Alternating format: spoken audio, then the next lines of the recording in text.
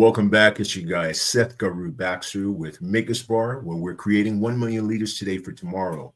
Today, we have a guest that I've been looking forward to as well. Brings a great deal of smile and laughter to my face, as well as to my face and to my life. And I just want to let people know, have you ever heard the term recruiters suck?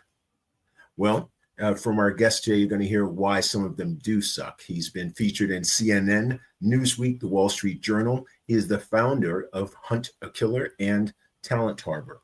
Our guest with us today is a longtime recruiter as well. And coming from my professional background, I thought that this might be enlightening to share some insider secrets as far as recruiting, some of its best practices, his journey into his own organization, and why some recruiters suck, and how to find some better recruiters for yourself. With all good joy, laughter, and humor, ladies and gentlemen, presenting the founder of Talent Harbor, Ryan Hogan. Ryan, thank you for joining us today at Maker's Bar. How are you today? I'm great. Thanks for having. I feel like there should have been like, hey, like that's what I heard as you're going through that whole intro. And by the way, the whole like intro screen, this is a professional show. So thanks for having me. Thank you very much. We are definitely trying. Sometimes I got to check myself with my professionalism, because when I laugh, it's just all over. It's just all over. And I'll do my best not to. I'll just straight face the whole time. Okay, Ryan, thank you again for joining us today.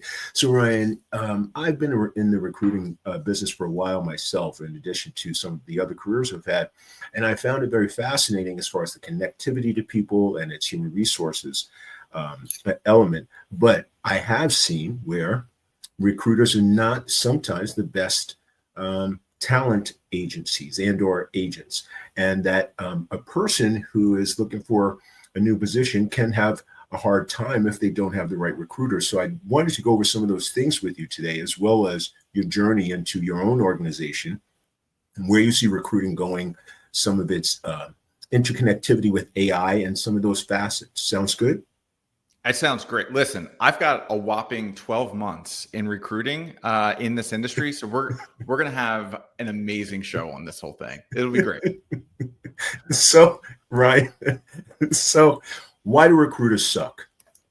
Why do they? So I guess the thing here is, when you think about it was kind of like a jest of being in this industry for 12 months. So when I think about like recruiting in general, probably 10, 12 years, I've been like in the recruiting business, but recruiting to us has mostly been an internal process. When I think back to my companies, whether it was Run for Your Lives, Hunt a Killer, Warware, there's a whole bunch of companies that were along this journey, and we had to recruit for all of them. And so I've seen great recruiting. I've seen internal recruiting. We were fortunate enough at Hunt a Killer to get to a point of where we started bringing recruiting in-house, and not in-house as like a post on Indeed and LinkedIn, because that's not real recruiting.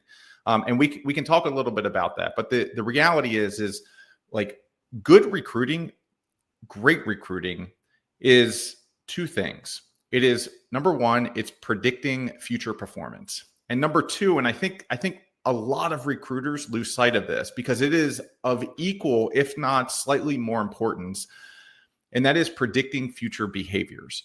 And anybody with a couple of days of training can go out, look at a resume and say, is this person qualified for this role?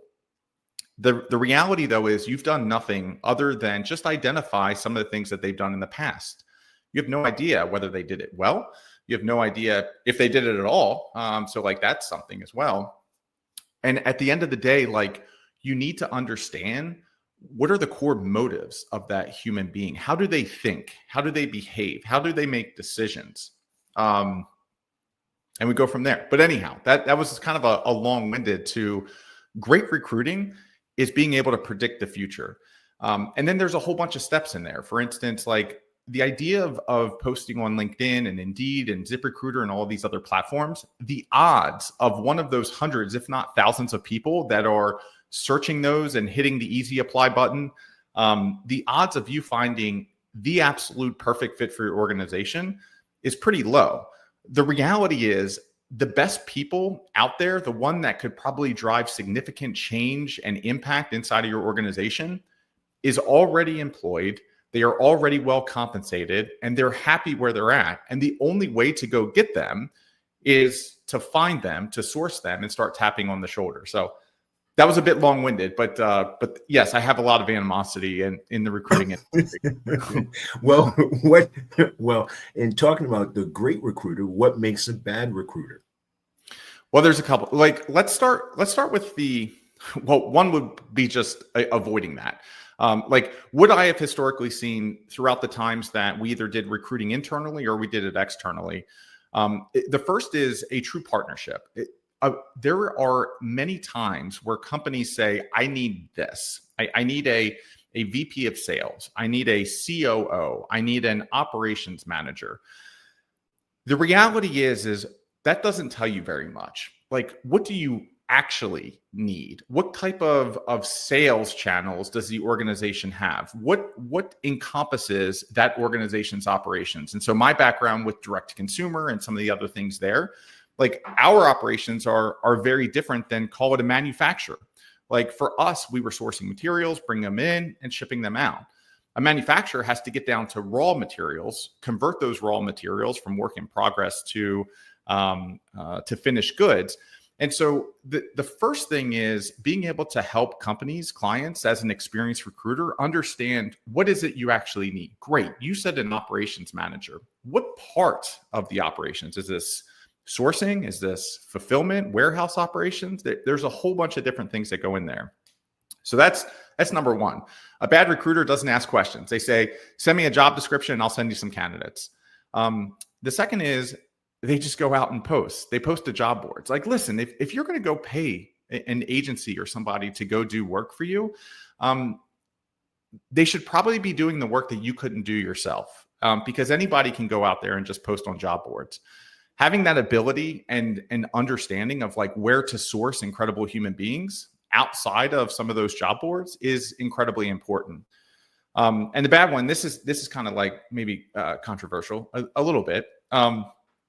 But the model, historically, the model in recruiting of this whole idea of they call it success fees, and success fees is a fancy way of putting it to commission. And so how most recruiting firms operate is somewhere between 20 and 30% of first year commission.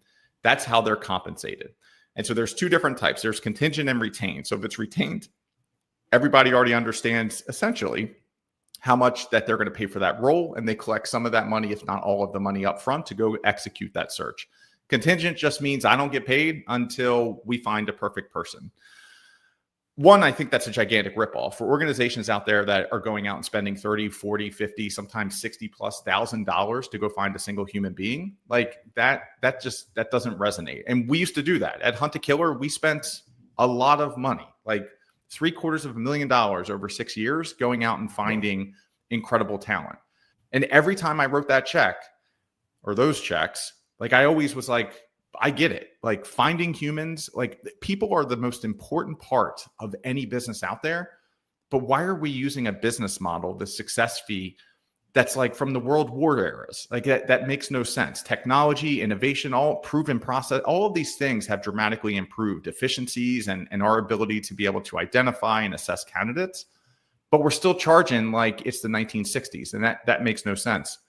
The other thing with the business model is it misaligns incentives. Like, you go from being the client to actually being like the person being sold. And so if the whole thing here is that the only way that recruiting agency gets paid is based upon a successful placement, who do you think that they're really selling at the end of the process? It's you on the candidates that they're finding for you. And that's not a good partnership. A great partnership is, these are the best humans we found. Run your own internal process and tell us which one you want to hire. Now, I'm also very curious, when looking at those specific talents, I found myself in developing conversations. That's how you get to where the candidate itself, you can see if they fit into what, if you were a good recruiter, ask the specific questions. What in a COO are you looking for? So to me, it seems the development of conversation in a good recruiter will develop long-term conversations in potential candidates. Am I correct in that? Yeah, it sounds like you've been a recruiter, a great recruiter in the past. A great recruiter, what they're really great at is asking questions, right? And it doesn't matter. It doesn't matter whether it's the client or the candidates. Like, great recruiters ask great questions, and they have this intuition, because there is a certain amount of gut. And my partner, when we partnered, and I was like, listen, we need to operationalize this, so we need to create a proven process. And she was like, listen, there's certain aspects of recruiting that you can't teach. And a part of that is like, you have to be doing it long enough. You have to want to understand people, and you have to have a certain sense of who a human is. You have to be able to sense those things. But yes, at the end of the day, it's asking great questions. You need to understand, what are the core values of that organization? Like, if you're going to go try and align the behaviors of a human to the behaviors of an organization, you need to understand the core values, the core behaviors that are driving that organization forward. So yes, long-winded, great questions. Not at all. Yeah. Not at all. Now, and then what makes, in talking about candidates, what makes a great candidate? How can a candidate represent him or herself the absolute best to get noticed? Because it's going to lead me into my next portion, where AI fits in finding those candidates. So how does a candidate do their best to get noticed by recruiters to be matched to their perfect job? Yeah. You know what's really interesting about, and I've had a couple conversations. So I'll preface this by saying, I'm certainly not an expert. I've never held a real job in my entire life. Like, I'm in the Navy. That's why my mustache looks like trim this week, because I had drill in Seal Beach this weekend. But like, other than the military, and thank you. Forgive me for my laughter. The not having a job, and then because I'm in the Navy. Yes. Well, that's the whole thing, right? Like, the Navy will take anybody. Trust me. The Navy will take anybody. And like, so I've never like went hunting for a job. I've been an entrepreneur, and I've done things for the Navy over the last 23 years. But I've had a lot of conversations with people like this, because like, what we're seeing in the industry, or at least what we're hearing from candidates when they come to us, they're like, this is I've applied to 60 jobs over the last 2 months, and you were the first person to call back, to reach out, to tap me on the shoulder, whatever the case may be. Because what's happening right now is that these platforms have made it very, very easy to just go and apply to hundreds of different jobs. Now you got to look at that from the other side of the equation, which means, organizations that used to post, like, let's think back to how we used to recruit internally. We used to post jobs in the paper. And now we have these huge databases that make it so easy for people just to apply. And so companies are no longer getting 1, 2, 5 resumes and trying to do their best to select the right person. What's happening now is they are getting hundreds, thousands of resumes for the same job posting. And so very quickly, it's just inundating them. So what can candidates do? Like, this is to stand out in particular, because if you have a number of people that have been maybe both in administrative positions 2 years, they both different companies, what will help one stand out more than the other? You got to make the connections. Like, where I'm seeing, like, even my son, he's out job hunting right now, and like, we're talking like, grocery store and in and out, like, and I'm giving him like similar advice, which is, you have to make an impression. Like, sending resumes is not enough. And so, like, I get it. Like, a part of your question here is like, now you are next to somebody, like, you've gotten to the stage where it's you and it's someone else. How do you stand out? It's everything that came before that. That's how you stood out, especially if the resumes are the same. So, like, what did you do? Did you reach out to, let's use a simple warehouse supervisor. Like, did you reach out and build a relationship with the decision maker or the hiring manager ahead of time? Did you send a thank you letter or thank you email after your interview? There's some simple things in there, and you just got to think about it through the lens of like, what you're trying to showcase is you are the best of the best. And if you are the best of the best and you're taking all of those micro actions, reaching out on LinkedIn, if you have their phone number, giving them a call, like, building those relationships ahead of time. That way, when you get to the place where it's this person, versus me, or like, these are the last 2 resumes in, you're the natural selection because of all the work you did before it got to that stage. Now, I'm curious because, again, leading into the AI question, but are there some special ways to help one's resume stand out above another's just to help get the interview? Do you have some pieces of advice that might say something about the resume and its wording, or so it helps the algorithm? Yeah, I'm probably a little unqualified to go down that path in too great of detail. What I can also tell you is that AI is developing and changing so rapidly that, like, Yes. let's say last week it was like, oh, well, if you put, like, I don't know, 3 periods and an asterisk in here, like it'll bypass this. Not that that's the case, but what I'm getting at here is that when we have these hundreds, if not thousands of resumes that are coming through, there is AI that is in there that's quickly analyzing and assessing all of these for best fit. And that AI is innovating and iterating and improving so rapidly that my personal belief, my personal opinion, it's all about relationships. Like, it's all sales. Just in this case, you're selling yourself. And so if you are selling yourself and you're trying to get a job, like, what are the things that you need to do to get around those algorithms to improve your odds? For me, that's figuring out how to get to the decision maker. And there's a variety of ways to do that. But, like, if I were in the market right now for a job, what I would be doing is finding all of the open jobs out there. And I would probably be bypassing all of the crazy just one-click apply. I would be finding that hiring manager, seeing if we have, like, mutual connections. And then I would be delivering, if not just showing up to, let's say it's a physical location, showing up with my resume, but I would be trying to get my resume directly to the decision maker to bypass the AI. And it's so interesting that you mentioned that, Ryan, because I think because social media and these one-click apply have gotten so easy, people forget that the personal connection actually makes a larger difference. The biggest, like Seth, you just nailed it there. Like, and this is, like, kind of basic life skills, but, like, it's all about the relationships. Like, that's it. And, like, does someone like you? Can someone imagine? And I think Mark Zuckerberg says this is, like, his whole framework for when he's hiring is, like, would I be okay working for this person? And that's, like, one of his, like, probably 100, but that's one of his litmus tests. And at the end of the day, that means, like, care, empathy, experience, all of these different things that go into it. But you've got to establish that relationship. The relationship is key. And I find out myself in my life as a recruiter as well.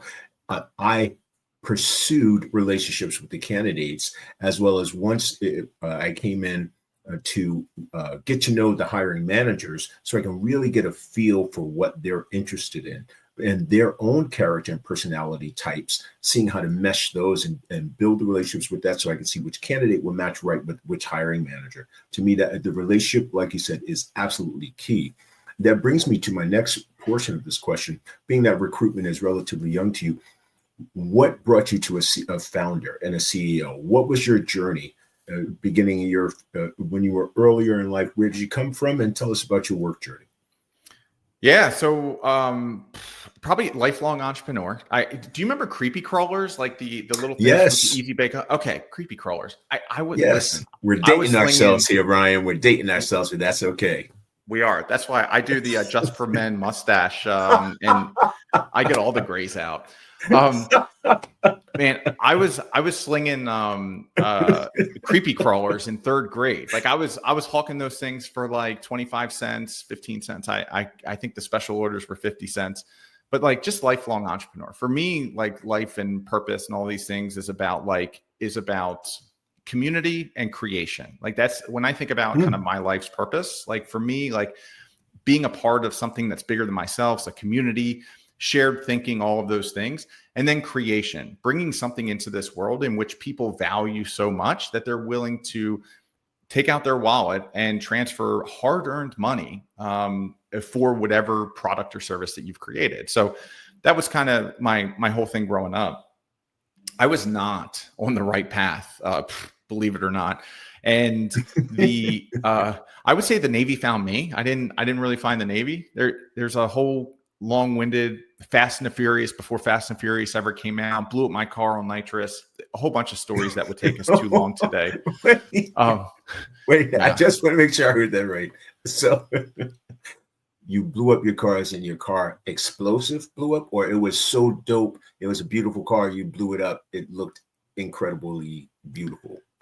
I wish it was the latter, but it was definitely the former. And if you want that story, here's what happened. Yes, please. My buddy had a Chevy Cavalier. Why he had nitrous in his Chevy Cavalier, who knows? But he blew up his car, and we had races. So we would race every Friday and Saturday night on I-70 around the Baltimore area. And so it was coming up to be Saturday. He blew up his car at the Friday night race. And I was like, dude, you don't need this nitrous anymore. Can I have it? And he was like, yeah. So that Saturday morning, like idiots, we all drove over to his house and we took the kit out of his car and we put it in my car. Now I drove a Mitsubishi Eclipse, which was totally amazing. And we put it into my car. And then we went to the races that night. And actually, I think we were in Glen Burnie that night. But we were racing down 40. So, and it was janky. So we didn't even have the button. Like we just had the hard wires coming from the system. And I had it like dangled over my finger. And when I went from first to second, so for those that don't know nitrous, you should really be at wide open throttle because you have more fuel going into the engine that'll compensate for the nitrous that you're putting in. That'll give you that extra power. Well, stupidly, I got, whatever. And I went from first to second. And as I had the clutch in, I didn't even have it wide open throttle. And I pushed the button and blew the car up, lost my job. And eventually my mom was like, you're not staying. You have no job. You've got no future. Like you are going and doing something. And so she drove me to the recruiter's office. And that was that. Oh, wow. And so once you got to the recruiter's office, you started to hear what they said, and it felt enticing, or it just was a match made in heaven. How did that go? Yeah, no, well, walk to the Marine recruiter's office first, and they were at lunch. And thankfully they were at lunch, because if I listened, we would not have lasted very long as a Marine. Like their haircuts are much, and you can't have, it's crazy over there. No dreadlocks, I take it. No, not even in the Navy, but maybe like we give you a something for that, a pass on that. But yeah, what called to me? Yes, I think, and we thank you for that. By the way, we do thank you for that for sure. We are definitely military family over here. That's awesome. Yeah, I think to me, what was screaming more than the Navy at that point in my life was just like, what is the future? And so it was probably less about this is exactly what I want to do. And things that the recruiter is saying are like, it's speaking to me. It's more just like at that point, reflecting on where I was to figure out how I was going to get to where I felt like I should have been. Like there was a pit stop that was needed. And that pit stop was like, get out of trouble, find discipline, find focus, like figure out like how not to be all over the place. And well, I wasn't always a great sailor. So like it was a little bumpy for the first year or two. But eventually I found it. And through the help of actually at the time, a captain, I got into a little bit of trouble. I went and stood in front of the captain and he gave me a second chance. And for me, that was like, he saw something in me at that point that I couldn't see in myself. And ever since, I just kind of made a promise not to let him down. So you're currently enrolled still. Yeah. I was. So I like can't let him down. So like we've got to figure out how to keep moving up. So eventually I got picked up for a program called State 21. It's Seaman to Admiral. The Navy sent me to school. So I used to fly on helicopters. I was on MH-53 Echo helicopters and 60 Sierras. Picked up for a commissioning program. Went to school for 3 years on the Navy's dime. Commissioned as an officer, went and drove ships for a bit out of San Diego, and then transitioned into the reserve. So today I'm the commanding officer of a unit out of Spokane, Washington, in the reserves. And so most of the time I'm going back and forth up there. It just so happened I was in Seal Beach this weekend, but yeah, still in. And so from the Navy translated into a recruiting career. How? What was that bridge? Yeah, so recruiting is still very new. So there's a lot of stuff in there, but the one is I started selling t-shirts. So there's a longer story, and I won't bore you with all of that today. But the idea is that like I was going to create a t-shirt company that was going to compete with Under Armour. Under Armour was also a Baltimore company. I'm from kind of the Baltimore metro area, and so very in tune to like Under Armour and the demands and the business and all that stuff. And so I created this t-shirt company called Warwear. And I very quickly learned in entrepreneurship that like if you build it, it doesn't necessarily mean they come. Like you have to build something that like people value. There has to be a need. And there was no need for another moisture wicking t-shirt at the time. So I found that out. My garage actually found that out because we had like like a lot, like 250 boxes in the garage. We couldn't even pull the cars in at the time. And I opened up this magazine, and it was Men's Health, and there was an ad in there for Warrior Dash. And what I realized is that 2 weeks prior, I had called Men's Health for advertising quotes, and it was like $150,000 for a full page ad. And I was like, wow, if this company is advertising in it, then like there must be an actual business here. So I called up my childhood friend and I said, I have a whole bunch of t-shirts in my garage, and there's a market opportunity for adventure races. If we could create an adventure race, the adventure race company could buy t-shirts from my t-shirt company and give them away to participants as a part of their package. And so that's what we did. We launched something called Run for Your Lives. It was the first ever zombie infested 5K obstacle course race. So think back like Tough Mudder, Warrior Dash, Spartan race. It was like that, except for our event, you put on a flag football belt and you ran around getting chased by zombies for a 5-kilometer course. We grew and scaled that to $10 million pretty quick, 18, 24 months. And then it just like exponential growth and then just off the face of the earth. It did not follow the zombie, the classic zombie exam. It did not come back to life, but that happened. That happened while I was going to school for the Navy, and the company collapsed, and I wound up getting my commission at the same time. Moved out to San Diego, drove ships, took a few years off, and then called Derek back. Had a business mentor come to me, and he was like, "Hey, like you're doing all these different things. Like go back to the things that you know for now, and kind of build from there." And so called Derek back, said, "Hey, let's throw an event." We threw another event. This time it was called Hunt a Killer. And basically it was an immersive murder mystery live experience that we had put together. We found product market fit, which was great, but we could not scale the concept. For the zombie event, you could have 10,000 people come through and any given weekend, 15,000 in San Diego. With this, like you couldn't have thousands of people standing around a fake crime scene. So we had to pivot the business model, got into subscription box, $0 to $50 million in 6 years, sold it last year. Another business mentor came to me and said, "You're not going to be able to sit still. Go look at your P&L before you sell the company. Pick your favorite line item. Go do that for a while." For me, it was people, the investments, coaching, mentoring, development, everything people related. But we had that one line item.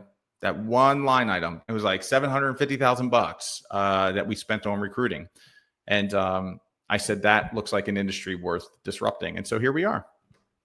Oh, fantastic. So in itself, entrepreneurship sounds like it's your hardcore love. Am I understanding that correctly? And maybe even equal to the Navy. Yeah. 100%. Like the reason that so I've been in the Navy 23 years, could have retired. I stay in the Navy because like the Navy gave me something that I needed at the time. And I'm getting to levels in the Navy in which I can make impact like that at scale. And so for me, for me staying in the Navy and continuing to serve is very personal. Just because there's other people like me out there that need guidance kind of early on. And without the Navy, I never would be where I'm at today. So that's very much a passion project. On the entrepreneurship side, I just love creating. And like entrepreneurship is all the same. The whole idea of like, whatever your vision is, whatever you think you're building, you have to go like test. The reality is there's been 0 companies that I've started that have wound up where we thought we would. Even Talent Harbor, like we put ideas into the universe and then the universe kind of tells us where to go. And entrepreneurship is just a series of pivots to product market fit and then finding ways to scale. Product market fit. Elaborate on that, please, for some of those who are looking for inspiration. Yeah. So product market fit, like almost think of it like 0 to 1. If you're starting a company, what you're trying to find as quickly as humanly possible, because without product market fit, you're not really making money. And there's a whole thread we can go. But what you're trying to do the minute that you start a company is find this thing called product market fit, which, by the way, is also the hardest thing to do. Like finding vehicles to scale, finding ways to grow. I won't say those are easy, but those are a little bit more straightforward. Product market fit is being able to identify a true pain point in the market. And this could be product or service. It could be like today I'm in recruiting and I still call it product market fit. Maybe it's service market fit, but product market fit is finding a need in a certain market and delivering a service that solves that need and being able to back into some sort of business model that makes sense to scale.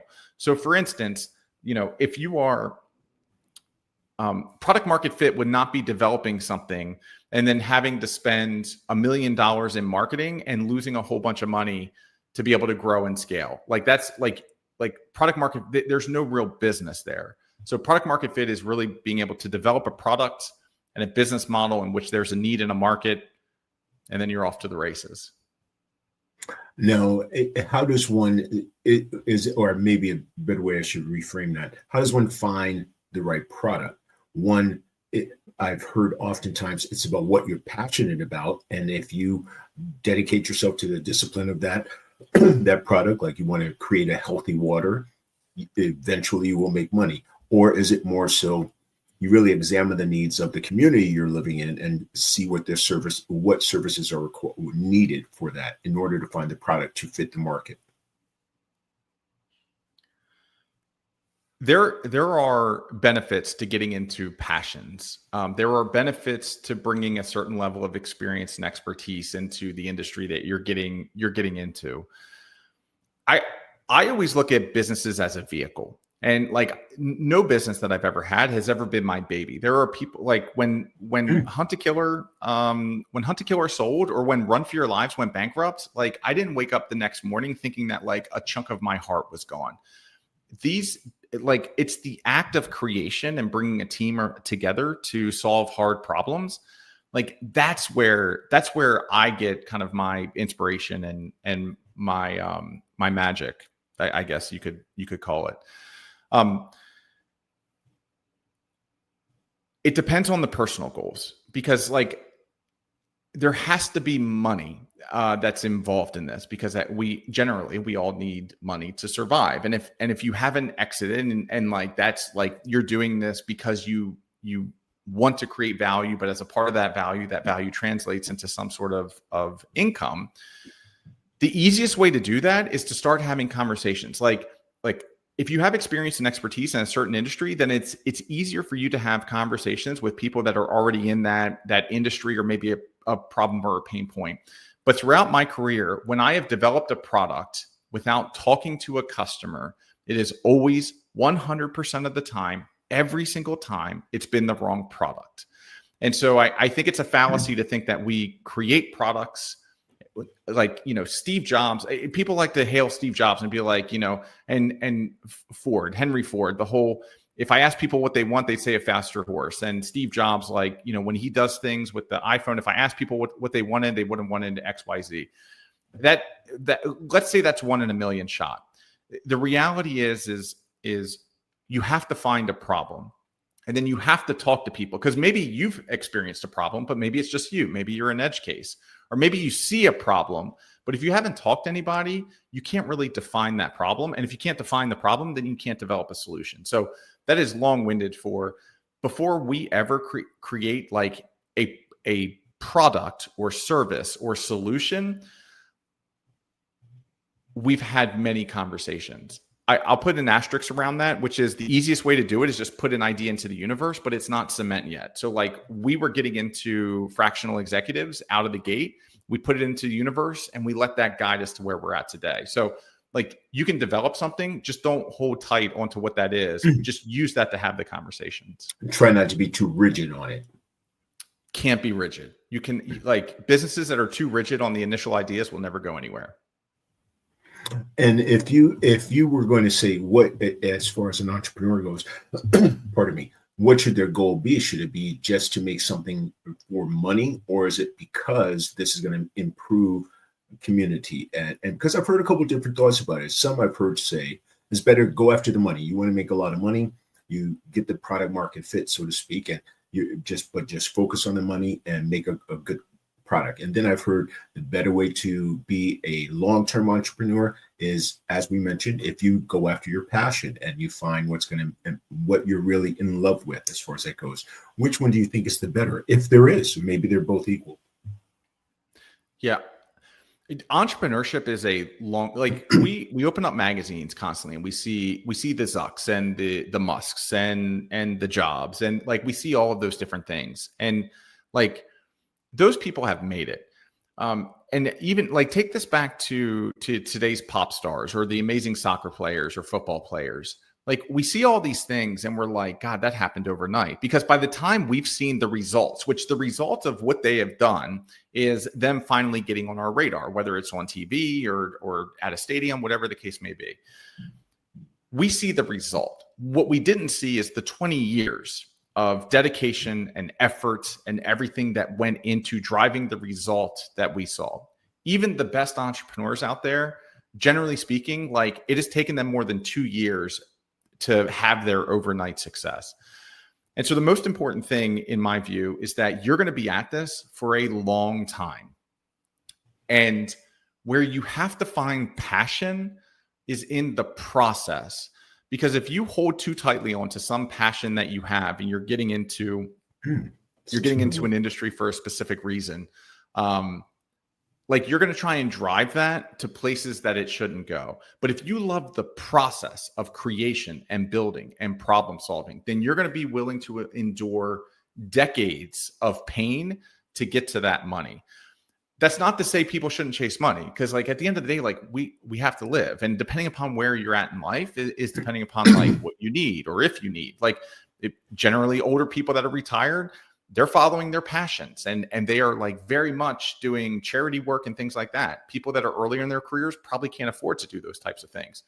Both are important, but to really build a meaningful company, like you need to find passion in the process of building, and that's how you'll ultimately be successful. Now, I'm curious, is there someone that stands out in your mind that was an entrepreneur that you really look to as far as following their footsteps and or just gave you further inspiration to carve it out for yourself? Oh, that's a curveball. I mean, there's so many. I like that's probably a part of this.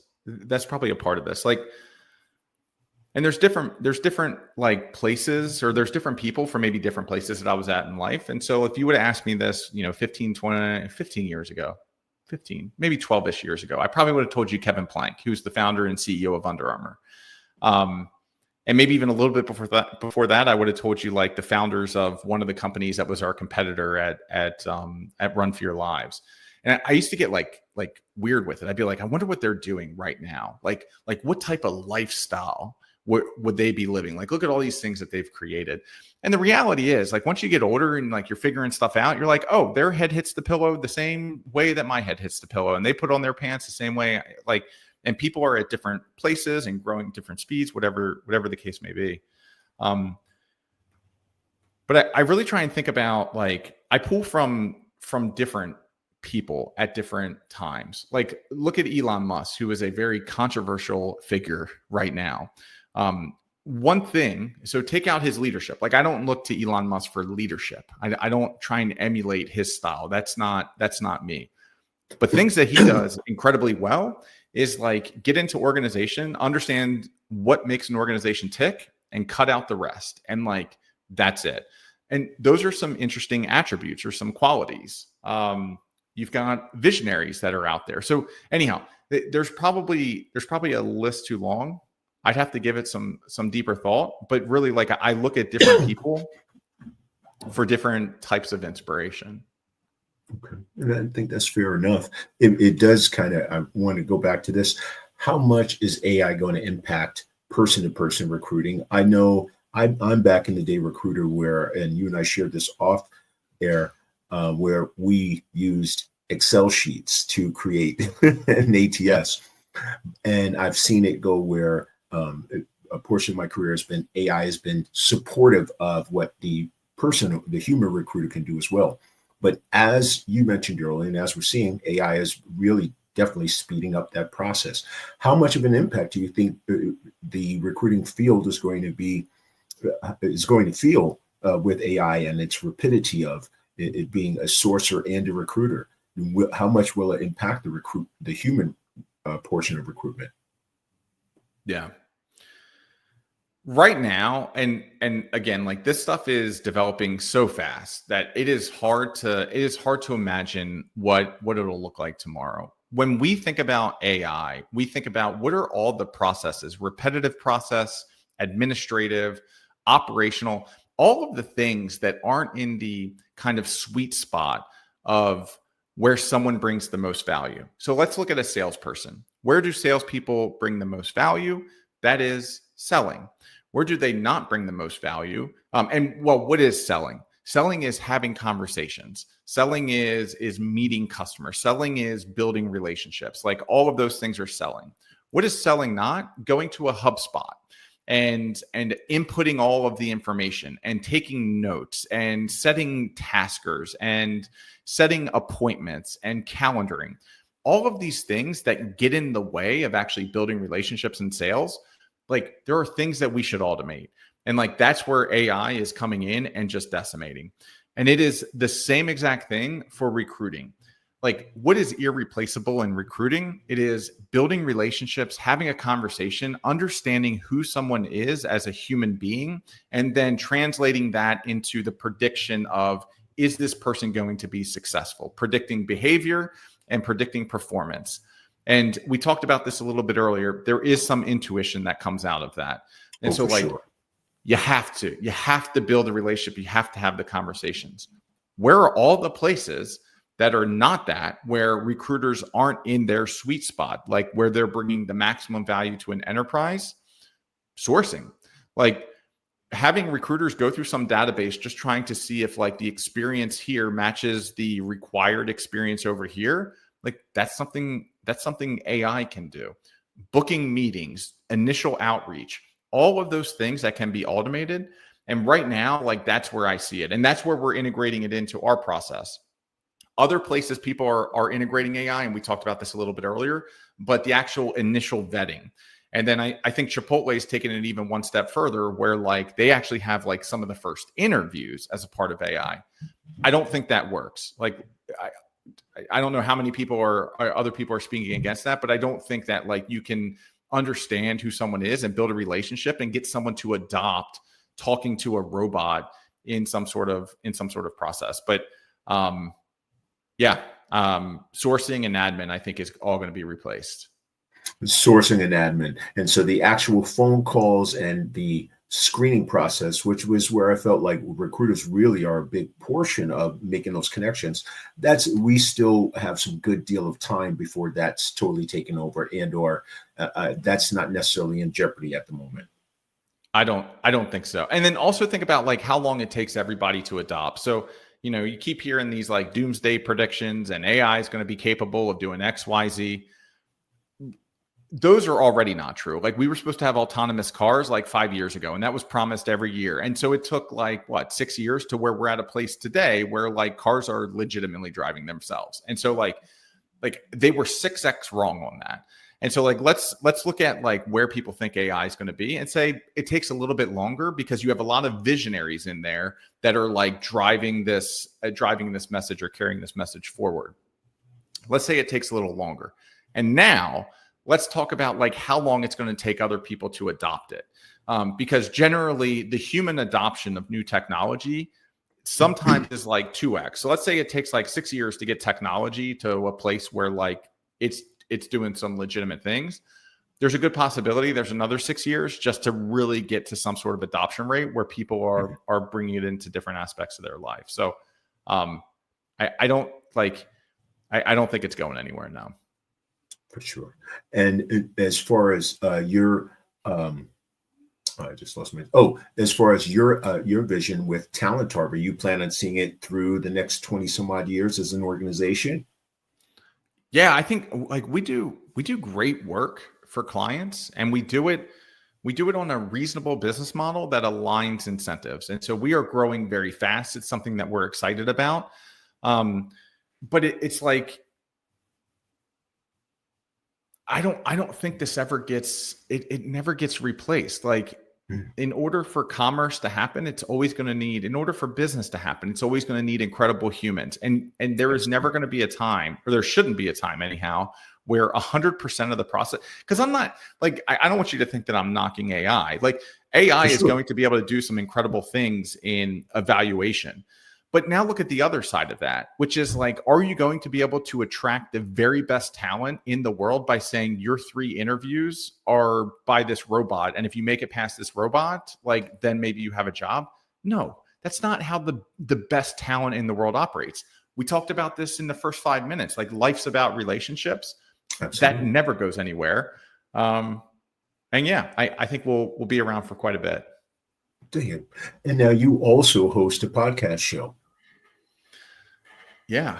It's why that's pause, Ryan. Well, because that one we spent 12 months on that one. We're still releasing episodes on a weekly basis. I'm trying to think about what the future is, but we have a podcast. So there's this operating system out there, this system for businesses called the Entrepreneurial Operating System, EOS. It was built on these ideas of Gino Wickman, who wrote a book called Traction. There's a whole bunch of EOS implementers out there doing amazing work for clients. And so I had a podcast called Confessions of an EOS Implementer, where we bring on implementers and just talk to them about their experience, their background, stuff like that. We also had this new, that's why I paused, because we've got another podcast we just launched called Funnel Vision. It's a newsletter, it's a podcast, it's all of these different things. And I think that that's the future. So I don't know when this recording is going to go live, but Confessions might not even be out there anymore, and it might just be Funnel Vision. And tell us about Funnel Vision, or what you can say, what you're allowed to say. Yeah. Well, here's what's interesting, because this gets back to our point of like entrepreneurship is all like product market fit. It's a series of iterations and pivots and improvements. Like that's what business is. It's just this constant cycle of like learning or explore, fail, succeed, learn, iterate, pivot, all of these different things. But it's this constant motion that you set forward. And where Talent Harbor took us towards the end of last year was that there was this need for an external agency or external firm to really focus on sales roles. It's a pretty big blue ocean. There's maybe a handful that of recruiting firms out there that really focus on sales. It's a tough industry. It's hard to find great salespeople. And so generally when people go out and they do recruiting, they avoid sales. And so we got into sales. And what we realized is that this beautiful podcast that we had put together, sharing stories, what our audience really wanted to hear about is sales tactics. And so we went back to the drawing board and we put together this content catalog, content product called Funnel Vision. And it's part podcast, part newsletter, and part community, hopefully here in the coming months. But yeah, long-winded for like, it's just bite size and it's actionable sales advice for sales leaders. Is this some of why you were featured with Newsweek and CNN and some of those others? No, that was a hunt to killer. We were growing incredibly fast. We were 6th on the Inc. list. A lot of the accolades have come from the sexy business. This business generally is not. This business is not sexy. It is. It's just doing great work for great clients. Recruiting's not sexy. It is not sexy. If I was like, hey, well, here's the other thing that I learned. You have a lot of self-awareness. I would say like, I won't throw a number out there, but I will say an overwhelming majority of recruiters have zero self-awareness. And there's this whole thing of, now I'm trying to think of where I was going with that. I don't know. We don't have to poo-poo all over recruiters, but yeah.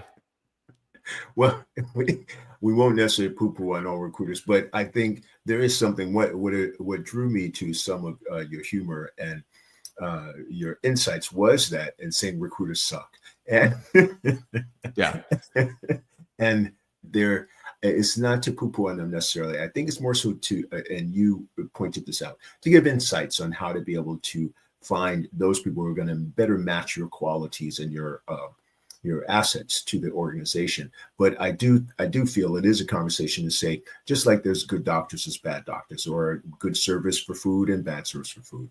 And that was part of my thought on that.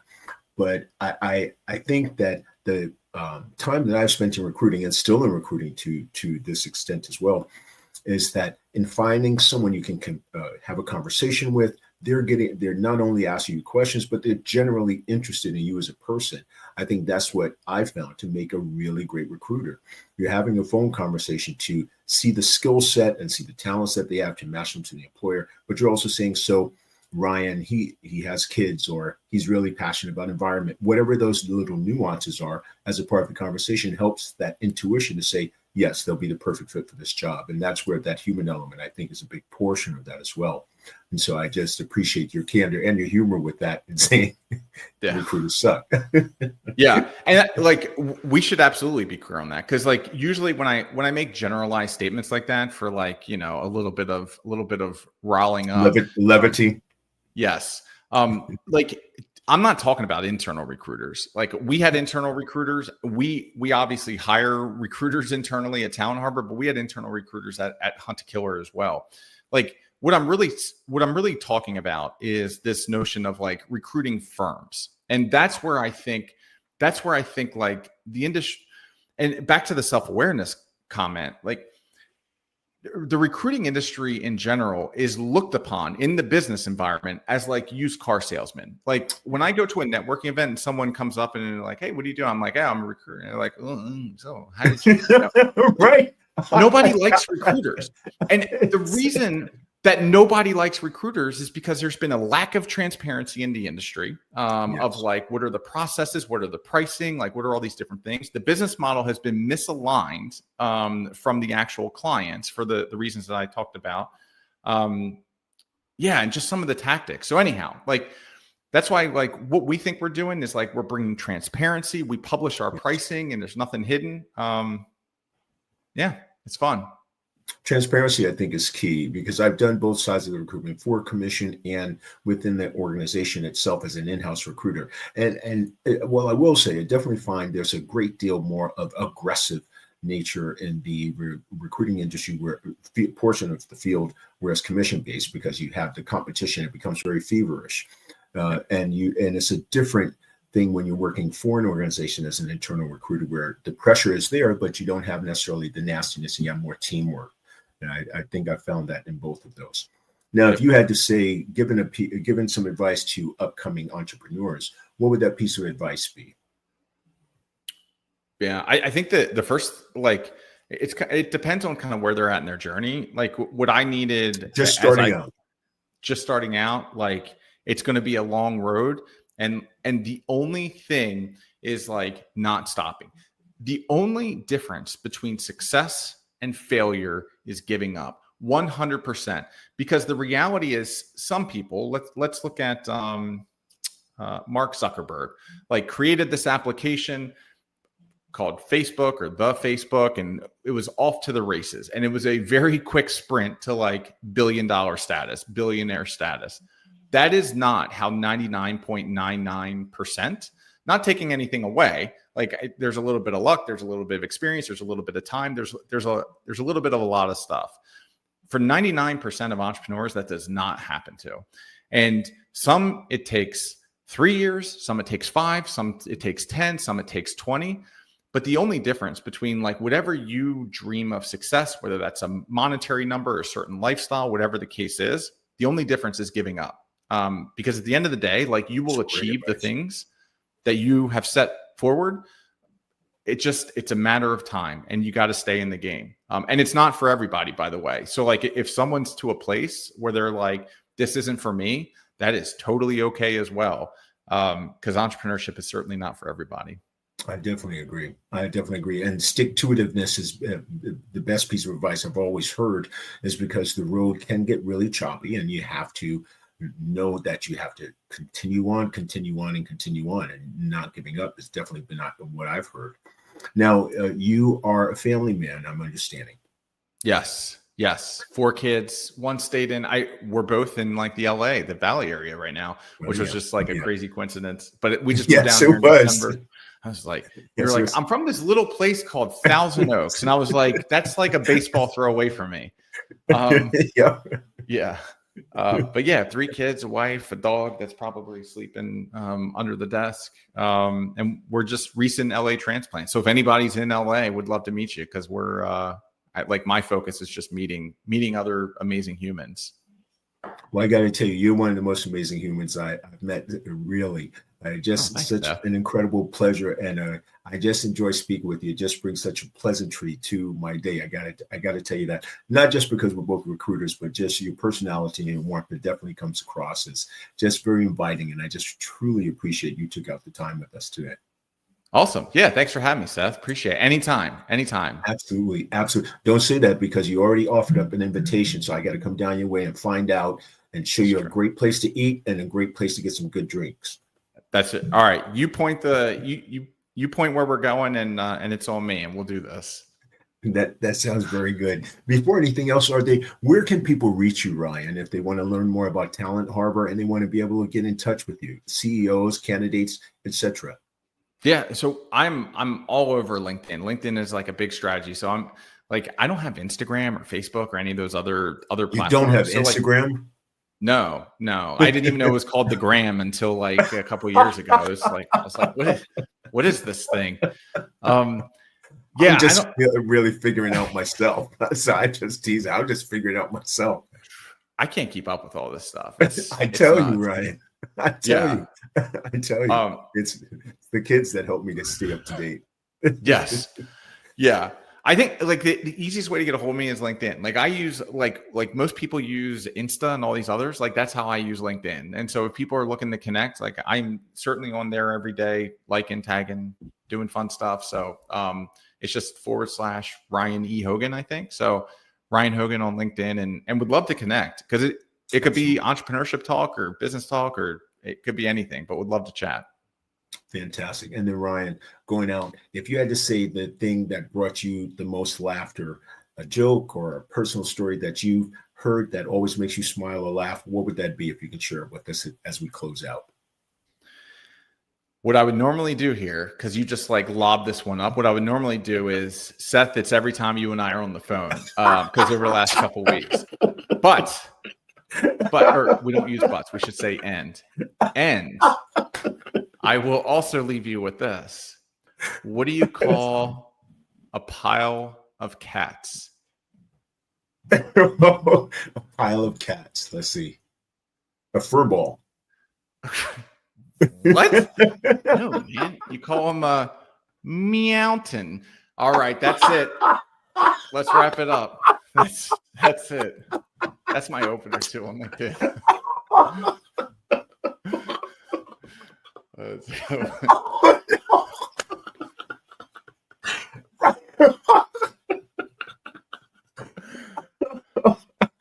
Oh, Ryan, that is hilarious. That's perfect. That's the best way to end it, Ryan. That's Ryan Hogan. I'm definitely going to find somewhere to use that. Yes. It's the best joke ever. It really is. Ryan Hogan, founder of Talent Harbor and Hunting Killer and various other entrepreneurial endeavors. We thank you so much for joining us with Make Us Bar, where we're looking to create 1 million leaders today for tomorrow. Thank you for the laughter. Thank you for the insight into recruiting and into some of your adventures as an entrepreneur itself. I got to tell you, I said it a couple of times. You're just such a pleasant and such an enjoyable person to speak with. And it's truly our pleasure having you as our guest today. Awesome. Thanks so much, Seth. I appreciate it. Yeah. Meowton. I'm looking forward to staying in contact, brother, and getting down there to you. All right. Thanks so much. Talk to you. Thank you, Ryan. Talk to you soon, sir. Bye. The Levolution is the revolution we're all looking for. And this is Seth Garu-Baxter with Makerspar. We're so glad you took out the time to spend with us today. Please, if you enjoyed the content that Makerspar brings you, press like, subscribe, and share. And look into Ryan Hogan and Talent Harbor. We're so pleased to have him with us today. And for Makerspar, I'm Seth Garu. We look forward to speaking to you next time. Have a good day, everyone. Ryan, take good care, my brother. It's awesome. Thank you. See you, man. Thank you, buddy.